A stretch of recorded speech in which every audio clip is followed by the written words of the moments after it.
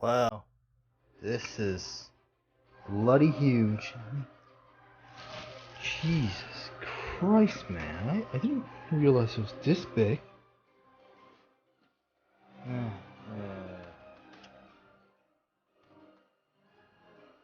it's gonna take considerable space. Just look!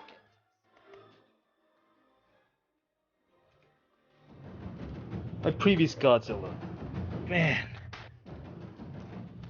What on earth, man? What on earth?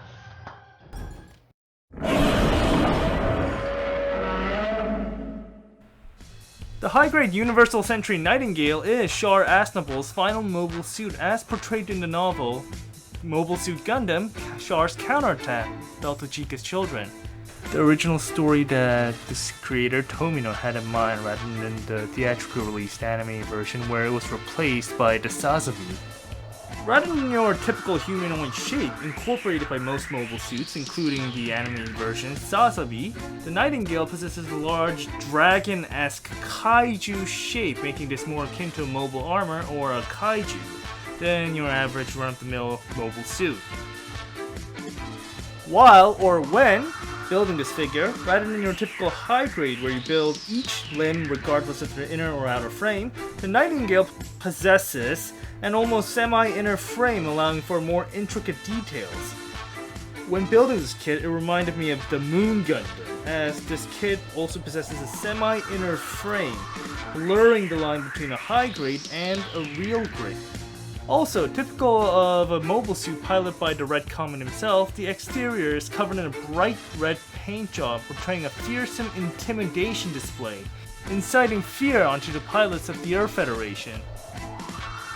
As shown in the box, this is a massive kit, rivaling other bigger kits such as the Master Grade or even certain Perfect Grades. And even in my hand, you can see that this is a huge figure, as it is even described in the manual that the Nightingale requires 2 separate stands to hold it up. Even the Penelope and the Zeong required only 1 stand, thus basically portrays how massive and heavy this figure or model kit to be exact is. Now I'll try to make this figure stand on just 1 single stand. First of all, I'll just get rid of the Act 4 stand. The Act 4 stand's gone.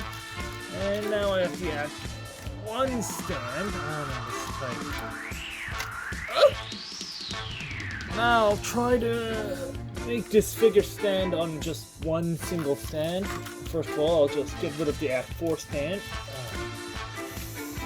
The Act 4 stand's gone. And now I have the Act 1 stand. This is tight. And now I have to actually just attach this. Excuse moi. And now I have to actually just attach this. Excuse moi.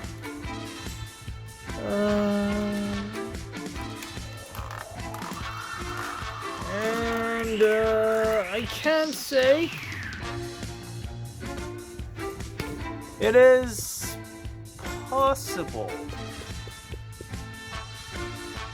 Possible indeed.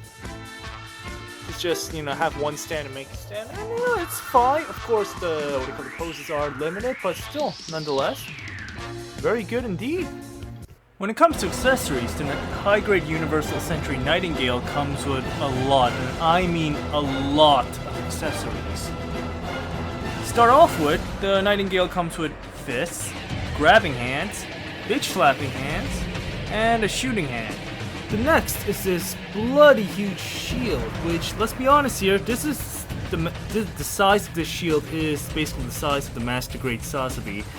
And considering this is a high grade, this is bloody huge, especially when it comes to proportions. Also, a point to note is that basically there's a grenade launcher within the shield and several attachments that can be attached to the main body of the Nightingale. Oh, at this point, this is a sticker, not a separate piece. And if you know your high grades, this is basically run of the norm, so, have it your way. This B-Max, which, let's be honest here, is cool because, Char actually uses a lot, and not in the movie, but in the book version, the novel version of Belto Chica's Children, and doing so, this... Man, first of all, the difference between this and the real grade Sazabi is basically that this has this shiny gloss, unlike this what the Sazabi has. So in doing so, this can be considered the new norm, I like to call it. It also comes with 4 separate beam sabers. However, there are 2 different categories. First of all, is the one basically you've seen in the other Sazabi, and Shinanju as in this Kylo Ren-esque lightsaber, beam saber blade shape, which isn't constant, and it's actually very blurry and fiery, or in this case has this weird shape. The other one is basically your run-of-the-mill beam saber you've seen in other like Earth Federation Gunpla kits, as you basically have the very stable lightsaber or beam saber, depending on which franchise you're asking, shape. And doing so is more, how should I say, stable. The Nightingale also comes with, the beam axe accessories you can attach rather than the shiny part, which was previously seen in the high-grade Shinanju, but let's be honest, this isn't glossy or shiny. It's just plastic is very dull, so I'd rather have this piece attached than any of these pieces. Here's the high-grade Universal Century Nightingale next to other high grades, SH Monsterarts, Figmas, and even Dynazenon himself or herself, whatever you want to call it.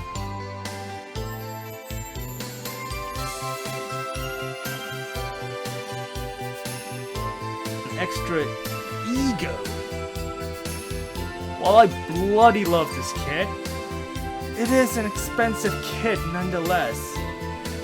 In Korea, it's basically within the $70 range, although I did use a 20% coupon, so got in within the $50 range. But still, I'll be wary of purchase, as I would recommend this kit if you're financially stable, have a lot of disposable income, or like me, you work a 6:30 to 6:30 12-hour job, like me, without spending on other luxury, including dating, movie theaters.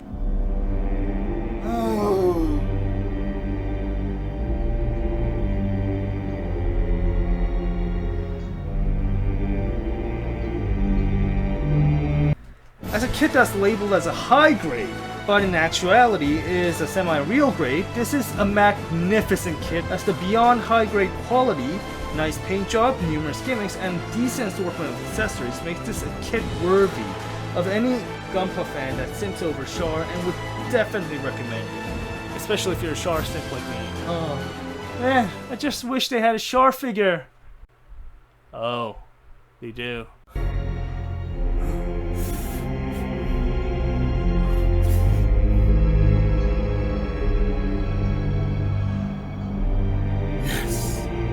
Yes!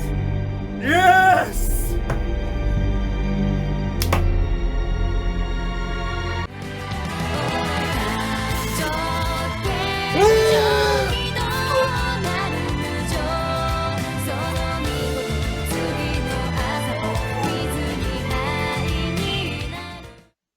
This video is brought to you by viewers like you.